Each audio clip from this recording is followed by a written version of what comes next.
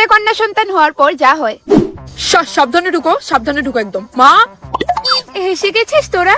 বলছি ঘর প্রবেশের সমস্ত প্রস্তুতিকরণ হয়ে গেছে? হ্যাঁ রে, আমি থালাটা সেই কখন রেডি করে রাখলাম। বাড়িতে দুটো লক্ষ্মী প্রবেশ করবে বলে কথা। দেখি দেখি আমার সোনা মা। আস্তে আস্তে ঢুকো, সাবধানে ঢুকো। শোনো না, বলছি তুমি আমাদের এই পুচকি সোনামাটাকে পেয়ে খুশি তো? দেখো জবা, প্রথমত ও ছেলে হোক বা মেয়ে, ও আমাদেরই সন্তান।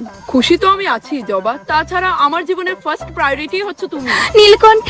জবা, আর বাস্তবে যেমন ঘটে, হসপিটাল থেকে আবুদ্দা যাতে আমার বাড়িতে না যা। দেখেন আপনার বৌমার যথেষ্ট ফুটফুটে মেয়ে সন্তান হয়েছে, একবার গিয়ে দেখেন। আমার দেহার কোনো কাম নাই। এ বাবু চল, দাঁড়িয়ে রয়েছিস কেন? ভাই চল। ফেটের করুন আছেন। আমি জানতাম বিশাল এরকম একটা পরিস্থিতিতে তুমি একমাত্র আমার পাশে থাকবা। ঠিক হয়ে আছে রে বাবু। কি গো, দেখা যাও না তোমার মেয়ের মুখটা কত মিষ্টি। দেখ হইছে মাই, এই মাইটা পছন্দ নেই তো লিডে নতুন বউ বানাইলো।